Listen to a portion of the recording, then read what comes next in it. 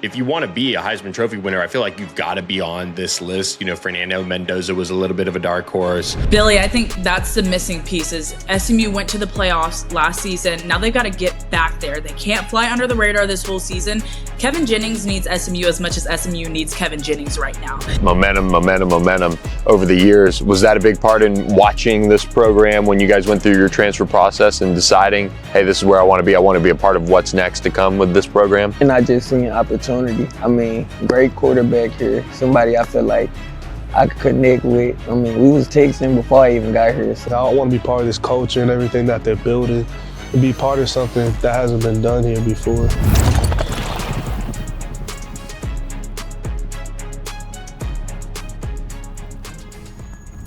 Welcome into the 214 presented by Mustang Studios. We are here for another episode. I'm one of your hosts, Alex Glover.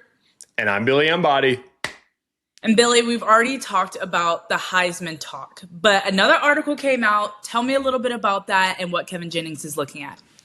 Yeah, dark horses for the Heisman Trophy. And I think this is always just peak offseason. Yeah, this one came out in June, but certainly one that you circle. If you want to be a Heisman Trophy winner, I feel like you've got to be on this list. You know, Fernando Mendoza was a little bit of a dark horse. Travis Hunter was a brand name. Those are just the last two, but kind of dark horses as far as their true odds go. But with Kevin Jennings, you know, he's a dark horse. You know, that's the reality. You know, when some of the big names, part of the big programs are tossed around every year that, okay, they're just going to be on the list. Well, Kevin Jennings, his odds right now, plus 10,000. But the rest of this list, kind of around there, Byron Brown, the quarterback at Auburn, which is a crazy one for him to be plus 5,500, is one. Lenore Sellers at South Carolina, plus 3,500. It's just kind of this, okay, really interesting take at the quarterback position. Even fellow Dallas native, Keelan Russell at Alabama, plus 3,500. Malachi Toney at Miami, plus 3,000. But you look at this list, you want to be on it because it gives you that jumping off point of your Heisman buzz if you take advantage of it. Like Kevin Jennings goes into Florida State, has a big day. SMU wins. You get into those next week against UC Davis. Okay, make your bed and just do your things, but you've got to be able to then go on the road and beat Louisville. And if you leave September 4-0 with some nice stats to add to it, you're going to go from dark horse because people are saying, oh, look at SMU, they're 4-0. They've got this going, that going. Kevin Jennings is playing well, and you can move up the list quicker that way. So I think going up against the rest of this list, the main ones for me that I would circle are probably Keelan Russell at Alabama. If he wins that job, it's one of those programs that you could certainly start from a much easier path standpoint to winning a trophy like that. But if he doesn't win the job outright to start, how long does it take? Does that hurt him from a statistical perspective? And then you've got Malachi Toney, who can kind of do it all. He's a Travis Hunter type of player, despite not playing both sides of the ball. He just impacts the game in such a way. But then the rest of them, outside of maybe Bear Bachmeier, the BYU quarterback, I would be really surprised if they were in the Heisman conversation. I mean, Lenore Sellers is looking for a total reboot with his offensive coordinator, but he's got the at least skill set. Byron Brown at Auburn, that's a unique situation. But Bear is at BYU, and they've been a good team in the Big 12. So Kevin Jennings is the most, I think, decorated from a statistical perspective on that list, though, which gives him that kind of leg up from the argument of look at all the consistent play over the last couple of years and producing big wins and big moments for SMU. This episode is brought to you by GCATS. You know that feeling when the lights go out, the network drops, or a critical system goes down? Yeah, that's when you find out who your real heroes are. For businesses across Texas, that hero is GCATS. Since 2005, GCATS has been helping companies stay powered, connected, and operational with expert electrical construction, critical power solutions, data center construction, fiber optics, generators, renewables, and telecommunication services. Whether you're building a state-of-the-art data center, upgrading your facility, or responding to an emergency outage at 2 a.m., GCATS has the experience in the team to get the job done right. Their vision is simple. Be the one call that solves your electrical, telecom, and critical power needs. And with a reputation built on quality, innovation, and customer satisfaction, they're making that vision a reality every day. So if your business depends on power, connectivity, or uptime, and let's be honest, whose doesn't? Visit GCATS.com and see how they can power your next project. GCATS, powering what matters. Billy, I think that's the missing piece is SMU went to the playoffs last season. Now they've got to get back there. They can't fly under the radar this whole season. Kevin Jennings needs SMU as much as SMU needs Kevin Jennings right now. He needs to be on that national stage. They need to win those big games for him to build a better case for himself. We already see he has the stats. He has the experience. Now it's just doing it on a bigger stage, which is the next step. And, like you said, SMU needs Kevin Jennings. Kevin Jennings needs SMU. The Manning Passing Academy needed Kevin Jennings for a couple days, and he spent that time down in Thibodaux, Louisiana back in June, and he spoke with Lucas Hill, who covers the SEC, did a little video at the camp and just kind of reflecting on it. Kevin Jennings was actually a camper at this camp back when he was in middle school or freshman in high school, I think it was. And so he's just been able to now come back as a counselor the last 2 years and get around those top quarterbacks, get around those other people with the Manning camp in general, takes some little tidbits and things like that. But look, the Manning Passing Academy is really for high school quarterbacks. They bring their receivers. My brother actually went to it when he was in high school as a receiver. And you go down to Thibodaux and you just work for 2 straight days and get after it. But for the college guys that come in, and there's, name brand quarterbacks, there's, that joined Kevin Jennings there, who were all, just spending time, sharing information with the quarterbacks there. And it's kind of this cool think tank, but the college guys get to really rip it. I think on one of the nights they do like a, kind of like college geared throwing session. And, it's the hard thing about it being in Thibodaux is you never get to see like too many clips come out of it, but there's always a little bit of, some viral things that happen. I know Arch Manning had an overthrow that everybody went nuts about online and some of those things, but you can't really take too much away from this. These are college quarterbacks throwing to high school receivers. It's different. It's like having to throw a change up a little bit on some of those things. So it's a good opportunity though to learn and to just be around some of the top quarterbacks in the game. It's such a unique fraternity to play that position at the college level and above that, of course. But it's a great event. Kevin Jennings has been 2 years in a row now. There's a nice little mid-June break down in South Louisiana. And you got to write a nice article on it. I went through that, I read, and really what stuck out to me was Kevin Jennings talking about his experience last year with SMU football, saying that, yes, they made the college football playoffs, but that's not where they want to be. That's not the goal for this year. It's not to get there. It's to go all the way. I think that's the mindset that he needs. And him sharing that mindset as well with some of these younger players is going to be so key because they need to understand that college football and where you want to go, which is ultimately going to be the NFL, you always can step up. You can always get better. And I think that's a testament to what Kevin Jennings has been doing. Yes, last season was great for SMU football, but there's so much more that they can milk out of the cow going into this next season. And he knows that. He knows that they got the target on his back. He knows all the awards he's up for, and he knows he has to deliver as well. This episode is brought to you by YK1K, a Dallas-based apparel brand and proud supporter of SMU athletics. Founded right here in the city, YK1K is dedicated to creating premium apparel that represents the culture, pride, and spirit of Dallas while connecting fans to the teams and communities they love. Whether you're an SMU student, alumni, season ticket holder, or simply proud to call Dallas home, YK1K offers officially licensed SMU merchandise including jackets, basketball shorts, hats, t-shirts, and exclusive collections inspired by the city and its rich history. What makes YK1K different is its commitment to quality, authenticity, and community. Every collection is designed with the goal of celebrating the people, schools, and traditions that make Dallas special.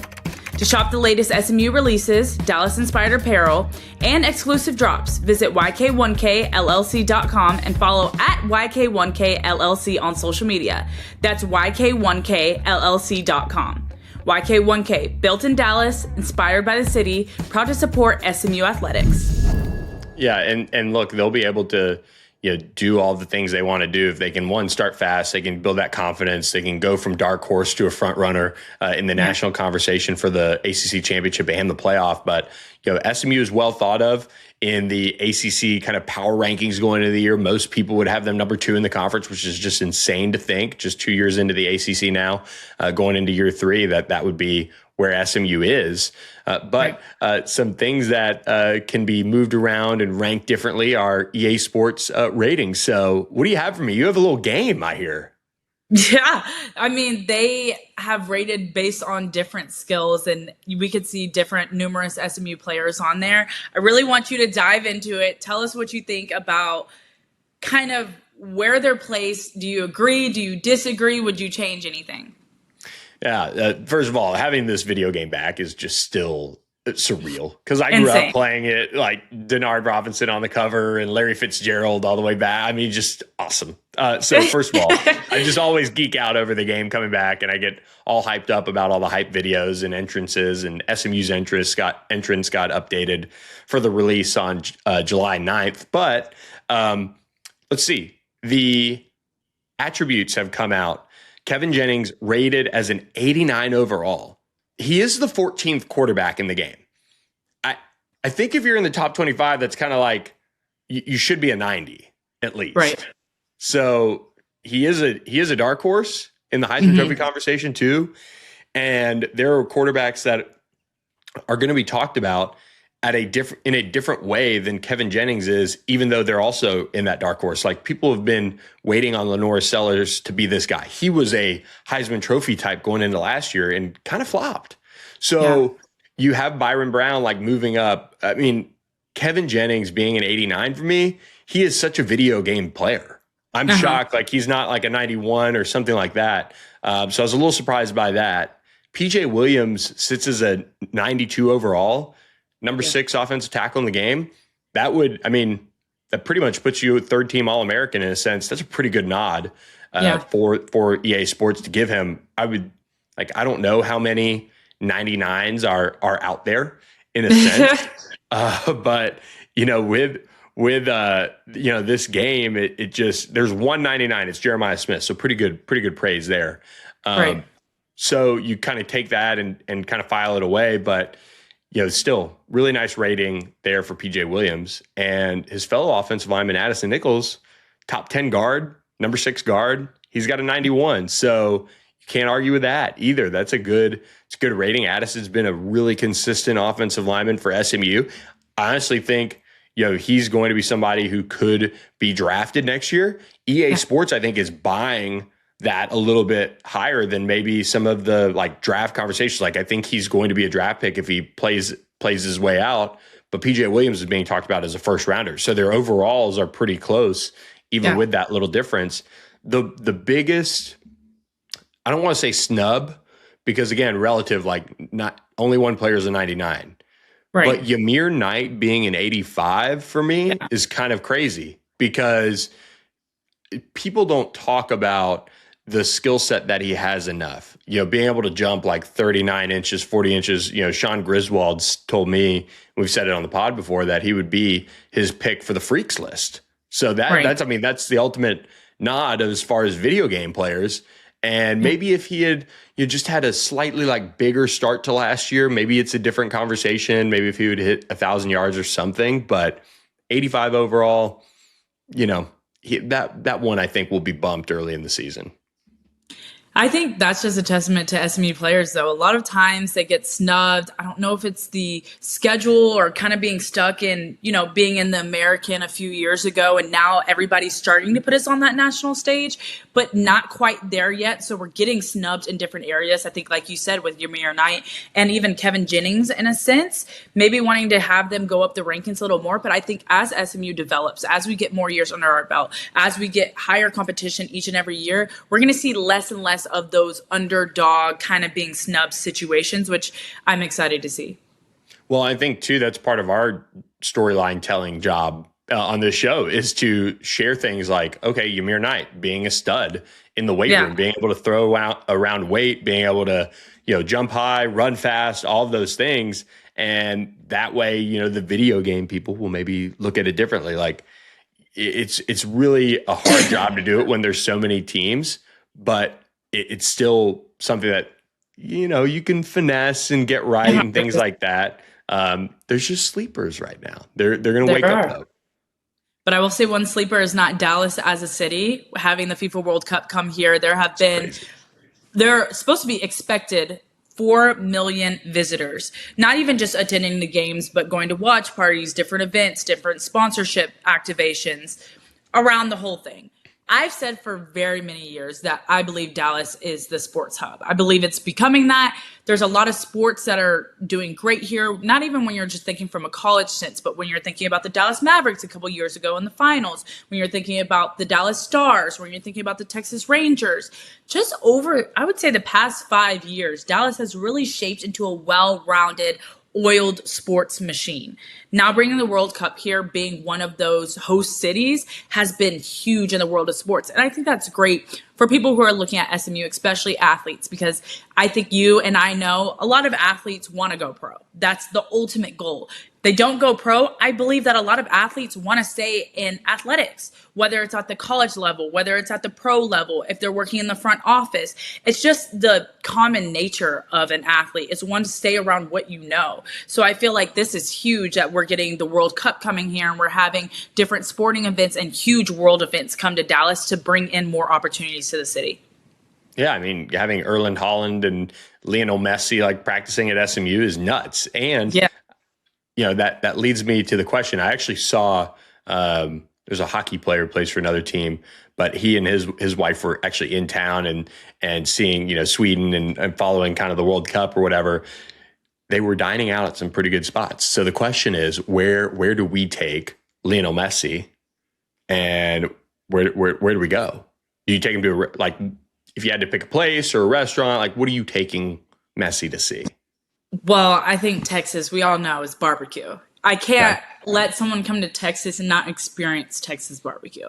Like, barbecue is not typically my favorite, but I feel like it's just the Texas way. You've either got to do Tex-Mex or barbecue. I'm going to go barbecue, and I'm going to go Hutchins. I've never been to Terry Black's, so I can't say Hutchins is better than Terry Black's. Terry Black's is good. But yeah, I've heard Terry Black's is great, but Hutchins does it every time, and why switch it up if it's working? So I'm going to go Hutchins. What about you?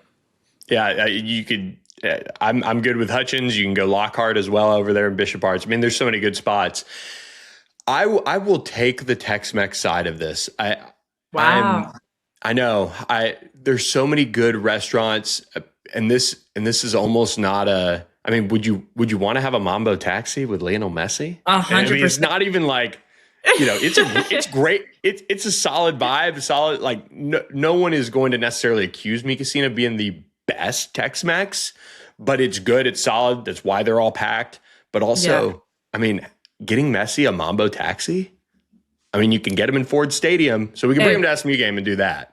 If that's the real goal, just basically take Messi to Monkey Bar. That sounds like a pretty good deal.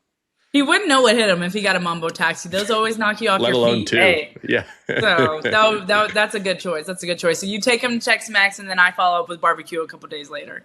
I like it. Good plan. Speaking of a good plan, catching up with our friends Jalen Hale and Malcolm Alcorn Crowder. They're two of the biggest offseason additions for the Mustangs, and they were able to sit down with me in Ford Stadium. It was a nice little atmosphere there, just in the shadow of the Gary Weber End Zone complex. Talked about Malcolm Alcorn Crowder's journey to SMU, as well as Jalen Hale's winding road to SMU from Alabama, getting back from his injury, all those things.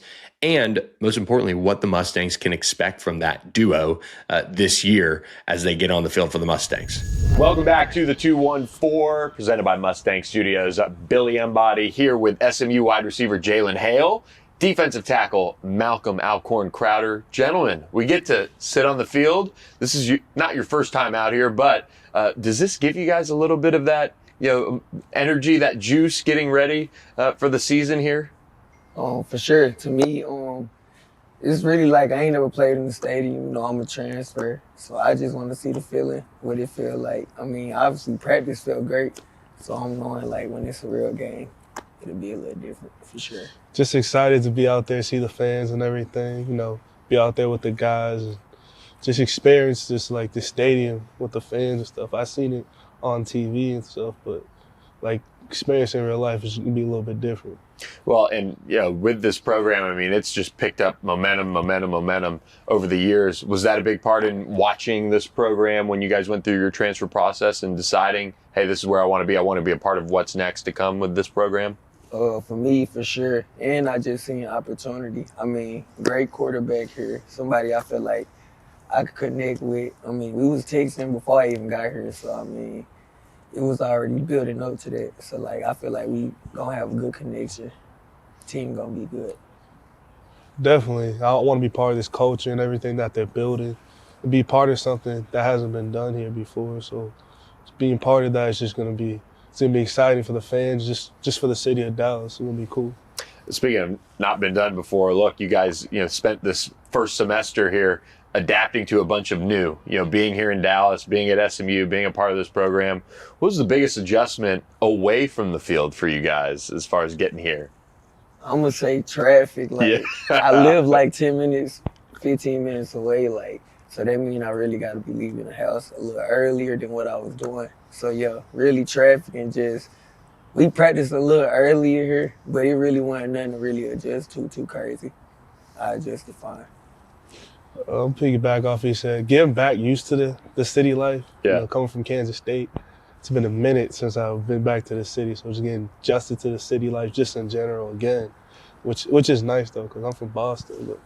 So I've been enjoying it though. I was going to say Manhattan, Kansas is not like Manhattan, New York. This is a little bit more like Boston for you. What are some of the differences that you notice between Boston and Dallas? The food mainly. Like y'all got way more barbecue.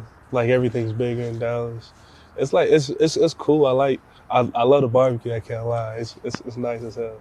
Jalen, I'm gonna put you on the spot. East Texas boy right here. Yes, sir. Dallas barbecue or East Texas barbecue? I mean, if I'm gonna just say I'm not really a big fan of barbecue. Okay. I ain't really ate too much barbecue out here, so I'm gonna have to go with East Texas for sure. That is a well-prepared, easy out answer. But what you have given me though is you've given me your spot, which I got to try. Yeah, that kitchen and cocktail. Let's talk about that. The waffles, I mean, they the got cinnamon roll. everything Let's hear about it. I'm a cinnamon roll, waffle, like Waffle House. That's me. Like that's what I like to eat.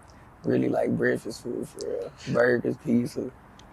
Don't too much get into the barbecue and stuff like that. Talking with your fellow transfer wide receiver, Yannick Smith, he was all about 360 brunch. Yeah. Did you try that place too? Yes, sir. Okay. We went together. Okay, and he was saying how you guys he just doesn't really pay attention to what he has to order. So you guys are running routes all day. You guys are running down the field, but is it you can just eat whatever you want and you don't look any different? I do for real. I just eat whatever. I try to stay on the good course, not too much fried food. Stay, you feel me, 50-50 with it. Okay. What about you, Malcolm? How's the process been for you being, a defensive lineman? You love to cook, so you get to kind of explore that passion a little bit too. Yeah, I cook a lot of steaks, chicken. I try to cook some salmon. I try it all. Whatever my mom, be doing, I try that. I'm not as good as her though. Sure, I can't say that, or my dad. So, but I try to cook a little bit of everything. What's the most adventurous thing you've tried to cook? I don't even. That's a good one. Damn. I try to do crawfish. Didn't work out. Okay. But we can work on the crawfish. You got maybe a couple more weeks of season. Yeah. It's been cool so far this year. So maybe you can find another time here to celebrate finals being done or something. Yeah. Have you tried crawfish a lot before? Like, or is that?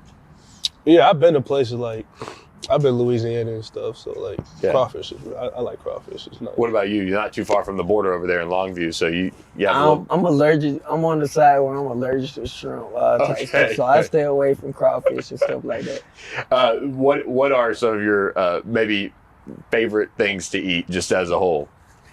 I'm gonna say my favorite home cooked meal is like, it might sound crazy, but like hamburger helper, beans, biscuits, and corn. Like that's what my mama would do.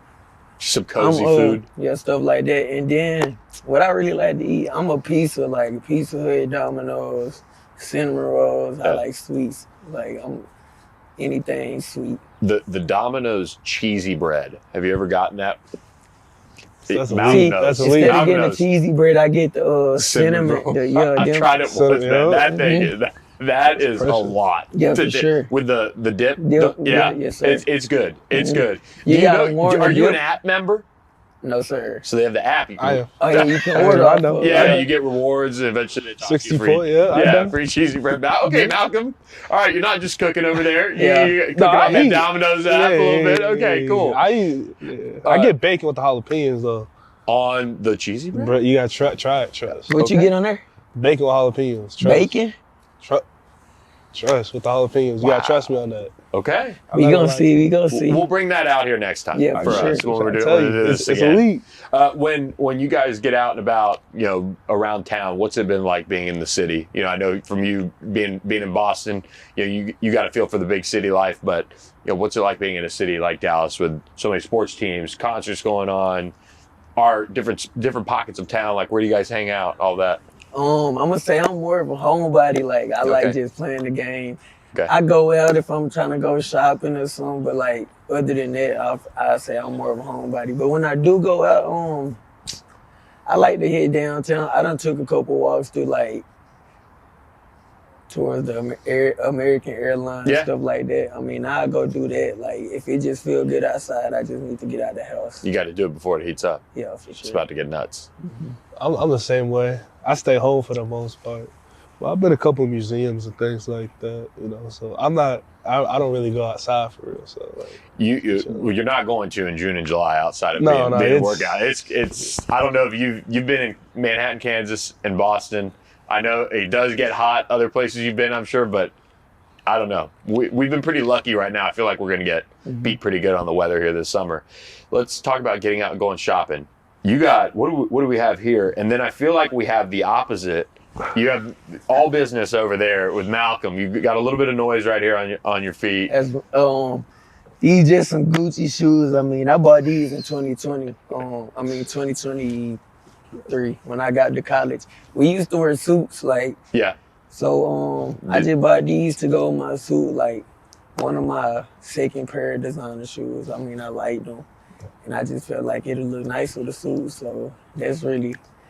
What's the Walk of Champions? Yes, sir. That's what it used to be. Yes, sir. So the suit on game day. I mean, is that something you like to play around with? See if you'll bring that here. I mean, I enjoyed it.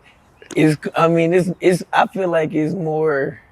I ain't gonna even say more. I just feel like I'm gonna say it fit with the shoes more. So like, if it was just like, say if we would just we coming out in jumpsuits and stuff like that, then I probably would like throw on some Nikes. Okay. But if we go suit, I feel like I gotta go like some type of slacks that fit the suit. You feel me? Okay, I got you. What about you, Malcolm? Are you pretty?